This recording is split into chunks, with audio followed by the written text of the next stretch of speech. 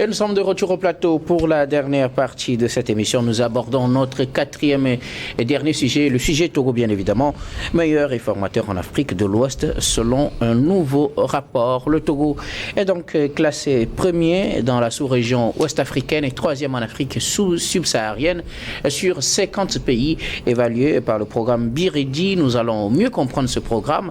Le Togo occupe donc pour une nouvelle fois la première place en Afrique occidentale, troisième au plan de l'Afrique subsaharienne. Qu'est-ce que c'est que ce projet? Quels sont les aspects qu'il évalue et quel est son impact sur le développement de notre pays? Nous en parlons avec nos invités. Et je veux bien commencer par vous. Credo Tété, le Togo a été classé ou est confirmé une nouvelle fois premier pays réformateur de l'Afrique de l'Ouest, troisième en Afrique subsaharienne. C'est dans le cadre d'un nouveau projet de la Banque mondiale, le projet Biredi. Qu'est-ce que c'est et sur quels critères le Togo a-t-il été évalué?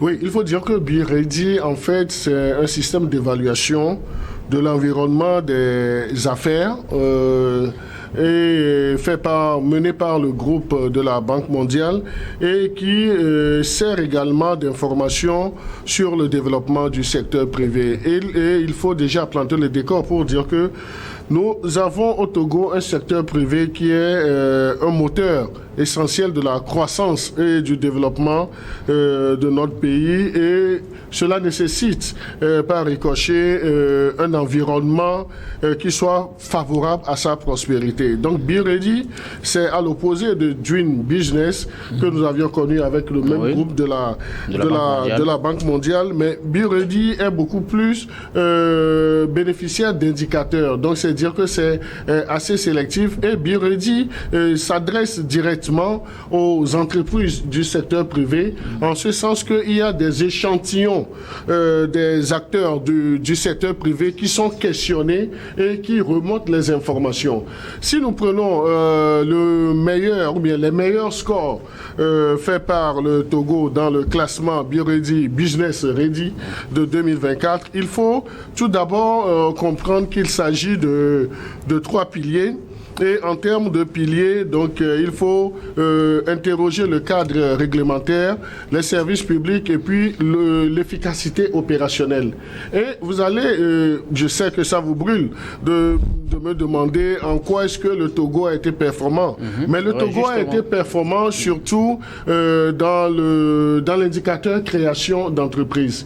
Création d'entreprise parce que la moyenne, c'est 6 jours pour créer son entreprise dans l'espace africain, mais aujourd'hui au Togo, en 24 heures, vous pouvez créer votre entreprise. Donc, c'est dire que tout est mis en œuvre par les autorités et les acteurs du secteur privé afin que la création des entreprises soit une facilité. Mais il faut également nuancer dans le sens positif pour dire que le Togo, avec le classement, avec tous les indicateurs de Biredi, les 10 indicateurs qui ont été explorés, le Togo a performé dans presque tous les domaines. Et ce rapport qui est fait aujourd'hui, qui est publié, va permettre à tous les gouvernements, parce que c'est 50 économies, disons 50 pays, dont 14 économies africaines qui ont été, disons, questionnées, qui ont été évaluées. Donc ça permettra à long terme, à court et à long terme, au gouvernement de ces pays de savoir où se trouvent les problèmes en termes de développement, et ils vont également essayer, disons, de faire des efforts pour améliorer cela. Mais il faudrait que, comparativement au Dream Business, c'est quelle est la différence justement? Le Biredi est un processus assez transparent parce que toutes les remontées des informations sont accessibles sur le site. Alors qu'avant, dans le Dream Business, donc il y a des collectes de données, et c'est après que les statisticiens se retrouvent et donnent des résultats. Mais aujourd'hui, les informations sont remontées par des acteurs même du secteur privé. Il y a les entreprises, il y a des experts qui sont identifiés, qui travaillent pas uniquement pour le gouvernement, mais qui remonte les informations en temps réel. Donc, nous étions hier au lancement de ce rapport et nous avons pu comprendre que la différence entre Doing Business et BioReady, c'est que avec BioReady, donc il y a disons une floraison d'indicateurs et les indicateurs ont permis aujourd'hui, avec la richesse même de ces indicateurs, donc les pays ont été mieux évalués et cela a donné beaucoup plus de choix et puis du tonus. Maintenant, l'autre côté bénéfique, c'est qu'on ne va pas s'arrêter uniquement à ces classements. Avec le BioReady, comparativement au Doing Business, il y a des engagements, mais des engagements qui sont au niveau étatique. Quels sont les engagements du groupe de la Banque mondiale à travers BioReady avec les États qui ont accepté librement d'être évalués? Parce que il faut dire, ce ne sont pas tous les États qui sont partis. Donc, c'est seulement 50. C'est seulement 50, donc 14 pays africains. Donc, c'est dire que vous allez accepter de participer à cette évaluation parce que vous pouvez être évalué et être au bas de l'échelle, mais même si vous êtes au bas de l'échelle, ça devrait normalement, je dis bien normalement, vous permettre de mieux restructurer le secteur privé, de mieux restructurer, disons, le climat des affaires. Et lorsqu'on parle de climat des affaires, je parlais tantôt de l'indicateur du pilier création d'entreprises, mais il y a également le cadre réglementaire. Donc, des efforts ont été faits par le Togo pour disposer des tests qui facilitent, disons, le commerce, qui facilitent le développement des entreprises. Et il y a également un côté qui a été une performance qui a suscité cette performance pour le Togo, c'est le règlement des litiges. Et lorsqu'on parle de règlement des litiges, il ne faut pas ipso facto penser à la justice traditionnelle que nous avons, mais dans le règlement des litiges, disons, commerciaux, il y a ce qu'on appelle le tribunal du commerce. Et le tribunal du commerce, aujourd'hui, au Togo, est fonctionnel et travaille bien. Donc, on n'a pas besoin même que les acteurs qui se transportent devant ce tribunal soient là physiquement, mais avec la digitalisation, il y a beaucoup, disons, beaucoup de réussites qui ont été faites. Donc, c'est ce que nous pouvons dire, grosso modo. Mais il faut également noter cet aspect que, en fait, les réformes ne sont pas, les réformes qui sont faites ne sont pas pour les classements internationaux, mais c'est pour le bien du pays. Donc, cela ne voudrait pas dire que si le Togo est premier dans l'espace CEDEAO et troisième en Afrique subsaharienne, que nous devons dormir sur nos lauriers, là où nous n'avons pas excellé. Donc, d'ici septembre 2025, où nous aurons le classement de 2025, il y a obligation, et pour le gouvernement, et pour le secteur privé. Et qui parle du secteur privé, la chaîne de télévision panafricaine New York fait partie du secteur privé. Nos sociétés aussi, c'est que chacun a une part de responsabilité. Et comme l'a dit feu Monseigneur Bariga, chacun n'a qu'à faire sa part. Merci beaucoup à vous, Credo Tété. Alors, Thierry Afanouké, le Togo frappe fort à ce premier rapport BioReady sur 50 pays évalués. Notre pays se positionne à la première place en Afrique saharienne, en Afrique de l'Ouest, et troisième en Afrique subsaharienne. BioReady qui vient remplacer en quelque sorte le programme Doing Business. Qu'est-ce que c'est et en quoi est-il profitable pour le Togo? Alors, à écouter Credo, je me dis que je n'ai plus rien à dire parce que il a tout. Alors, si vous n'avez plus rien à dire, moi j'ai des questions pour vous, si vous voulez. Il a tout ramassé et il a si bien présenté. Vous savez, c'est le premier rapport de Business Ready qui a été présenté, et le Togo il est à féliciter par rapport au rang qu'il occupe parmi les pays réformateurs. Vous savez, à un moment donné, il y avait tellement de doutes sur le Doing Business et le groupe de la Banque mondiale a réfléchi. Aujourd'hui, on nous parle de BioReady. Credo l'a si bien dit qu'aujourd'hui, quand vous renseignez les indicateurs, tout est transparent, vous pouvez les consulter au fur et à mesure que le processus avance. C'est à féliciter parce que, vous savez, dans l'opinion, des fois, on pense que ces personnes-là qui animent la Banque mondiale sont surdoyées pour donner des points à un pays plus qu'à un autre. Mais aujourd'hui, tout est clair, tout le monde peut consulter tout ce qui se fait concernant ce processus-là. Vous savez, notre pays a cet avantage-là d'avoir les meilleures réformes possibles. Maintenant, la question qu'il faut se poser, est-ce que ces réformes-là profitent véritablement à la population? Parce que c'est là se situe véritablement le débat. Et parfois aussi, cela ne profite pas à la population parce que il n'y a pas suffisamment de communication autour des différentes réformes entamées. Je crois que le ministre secrétaire général de la présidente de la République, qui est également gouverneur du Togo auprès de la Banque mondiale, travaille souvent sur la question où il rencontre les différents acteurs concernés et on divulgue ces différentes réformes-là engagées par notre pays et il nous revient à nous autres de saisir ces opportunités-là pour s'approprier ces différentes réformes-là. Credo faisait cas tantôt du fait que aujourd'hui en 24 heures on peut créer son entreprise. Moi je suis même tenté de dire qu'en moins de 24 heures vous pouvez créer cette entreprise-là. C'est possible et c'est faisable. Maintenant, comment tourner son entreprise, c'est aussi un autre débat. Ce que nous allons demander peut-être aux autorités togolaises, en plus de l'amélioration du climat des affaires dans le pays, je crois qu'il faut sensibiliser les investisseurs, notamment les banques. Il faut que les banques puissent accompagner véritablement ces entreprises-là qui sont créées et pour qu'on puisse créer, je me permets de me répéter, pour qu'on puisse créer de la richesse véritablement dans notre pays. Parce que ça ne sert à rien de créer une entreprise et de ne pas arriver à la faire tourner. Donc c'est là où le débat aujourd'hui. Sinon, il y a beaucoup de réformes qui ont été engagées dans notre pays. Je prends tout juste l'exemple de l'obtention du titre foncier. Vous savez, en matière d'affaires, vous avez besoin forcément de ce document là pour bénéficier d'un crédit auprès d'une institution bancaire.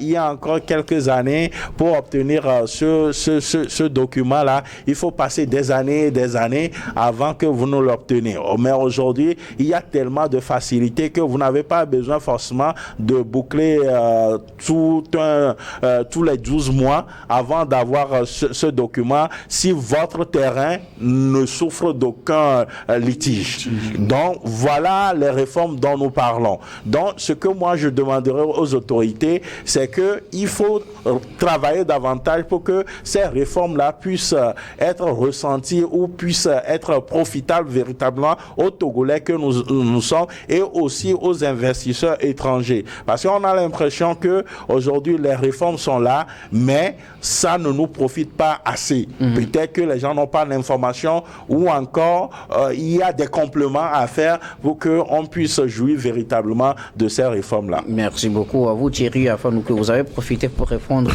à certaines de mes préoccupations. Je comptais vous revenir, mais bon, c'est bon, on va le tenir là pour le moment, si on a encore du temps. Je reviendrai à vous pour d'autres questions, mais bien avant, Louis Kamako, vous avez également pris part à cette présentation ce lundi. Le Togo est classé premier dans la sous-région, premier pays réformateur, qu'est-ce que cela veut dire? Et il est le troisième en Afrique subsaharienne. Un nouveau classement qui place notre pays au sommet des pays de la sous-région. Notre pays est évalué sur 50 dans l'ensemble dans le monde. Quel est l'impact de ces évaluations pour le Togo? Parce que c'est pas la première fois qu'on dit que le Togo est évalué, on occupe telle place. C'est pas la première fois qu'on dira que dans la sous-région ouest africaine ou en Afrique subsaharienne, on a tel classement. Mais quel est son impact réel? On parle de création d'entreprises. Pensez-vous que les entreprises sont aujourd'hui viables? Et comme le disait Thierry, est-ce que ces entreprises arrivent à bénéficier de l'accompagnement nécessaire et des crédits nécessaires pour leur fonctionnement? Bon, d'abord, on va partir du lexique, c'est-à-dire que tout ce que vous venez de dire dans un gros français, dans un français académique universitaire, ça se résume à ça. Ça veut dire que le Togo est un bon pays où il faut investir et attendre de bons rendements. Okay. Tout se résume comme ça. C'est-à-dire qu'il faut parler un langage qui soit accessible à tout le monde. Ça, c'est ce que disent les experts. Voilà, c'est tout ce qu'on nous a dit. Justement, c'est ce qui est dit. Donc, je crois que... c'est plus facile comme ça, Louis. C'est plus facile, en fait. C'est pour ça que je dis qu'il faut rendre la tâche facile. Il faut alléger la tâche, en fait, aux téléspectateurs, aux gens qui nous suivent, en fait. Mais les uns les autres l'ont dit que Be Ready remplace Doing Business. Et je m'en souviens qu'en 2019, quand le Togo célébrait son classement dans une ambiance particulière, il y a une phrase du chef de l'État qui a retenu mon attention. Il disait, c'était à le tête de février, il disait que j'espère que vous ne me décevez pas. C'est lors de la présentation de ce rapport-là. Et donc après, un an après, on a vu que le rapport a été critiqué. Les gens disaient que le rapport a été charcuté. Oui. C'est ce qui a fait que sa publication a été suspendue à un moment donné. Donc aujourd'hui, on revient avec Be Ready. Et on dit que Ready, il y a de la transparence dedans. Ça veut dire que ceux qui hier critiquaient justement Doing Business, qui classaient le Togo en tête de classement, qui mettait le Togo en pole position, avait peut-être raison.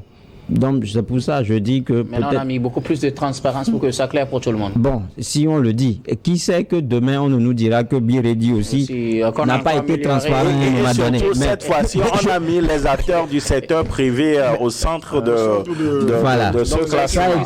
C'est eux qui renseignent les indicateurs. C'est eux les gouvernants qui disent nous avons fait tel, ce ne sont plus les gouvernants qui disent nous avons fait tant, ci et ci et autres. Donc c'est les bénéficiaires qui répondent directement. Non, merci. On va en termes de réforme. S'il vous plaît, vous avez eu tout votre temps. Permettez à Louis de nous expliquer ce que ça Non, mais je pense que si ça peut leur permettre de bien défendre le rapport d'une business de banque. Vous n'allez pas vous plaindre après. Non, mais je pense que là, il ne peut pas s'en sortir. Parce que quand vous dites hier un rapport que vous avez brandi comme un trophée de guerre et du jour au lendemain, vous le remettez en cause. Et qu'est-ce qui prouve que du jour au lendemain, le rapport qu'on a en face actuellement aussi ne soit pas remis en cause? Donc c'est pour ça que pour moi, on est en train de faire du surplace. Ça, sur le premier point. Mais la réalité, c'est que le Togo, c'est un bon réformateur. On a de très bons tests, on a de très bons décrets présidentiels. C'est ça, au moins, vous êtes d'accord avec Je suis d'accord. On a de très bons arrêtés ministériels. On fait de très bonnes réformes, que tout le monde l'a dit tout à l'heure, que même en une journée, on peut créer une entreprise. Ça, c'est ça. Alors, avec quel aspect n'êtes-vous pas d'accord? C'est-à-dire que là où je ne suis pas... Est-ce que je ne suis pas d'accord? Je suis peut-être d'accord. C'est-à-dire que c'est dans l'applicabilité des tests, en fait. On a de beaux tests, mais comment est-ce qu'on arrive à les appliquer? C'est de ça qu'il est question. Si vous avez des tests que vous ne mettez pas en pratique, ça ne sert à rien. C'est pour ça que j'ai dit que nous avons de très bonnes réformes, nous avons de très bons tests, mais c'est dans l'applicabilité qu'on faille souvent. Et vous souvenez-vous, c'est-à-dire que je dis que je vais parler de façon triviale. Et je vais juste citer cet exemple-là, parce que ça fait au moins 2 ans. Ça fait au moins 2 ans ou bien 1 an qu'il a été décidé en Conseil de ministres que dans ce pays-là, il y aura l'harmonisation de la caution pour les loyers. Ça veut dire que quand vous voulez loyer, la caution ou bien la garantie ne doit plus dépasser 3 mois. Je ne pense pas que à Lomé ici, qui vont jusqu'à 12 mois. 12 mois et ça continue. Et ça continue 12 mois avec des cautions et tout ça, ça continue. Ça a été décidé en Conseil de ministres. Si la Banque mondiale voit une telle décision, la Banque mondiale regarde... Est-ce que la Banque mondiale a interrogé les propriétaires de maisons? Non, je pense qu'ils l'ont défendu, souvent vous le dit. C'est pour ça que je dis que c'est dans l'applicabilité qu'on faille. Donc la Banque mondiale ne voit pas ça. Est-ce que les tests et les réformes opérées sont mises en œuvre? Est-ce qu'elles sont appliquées? Non. La Banque mondiale voit juste que voilà, vous avez une telle réforme, ça c'est salutaire. C'est profitable en fait aux opérateurs économiques et puis ça coche. Mais ça passe. C'est les opérateurs c'est pour ça que je dis qu'à un moment donné, je dis que ce rapport pour moi, je ne suis pas du médecin trompe-œil. Parce que si les rapports sont élaborés, c'est justement pour corriger quelque chose. Mais si à l'interne, vous avez de bons tests, vous avez de très bonnes réformes, mais qui en réalité ne profitent pas aux citoyens lambda, ça veut dire que les données sont faussées. C'est pour ça que je dis, quand vous avez de telles réformes, on parle également de la revalorisation du SMIC. On parle de la revalorisation du SMIC.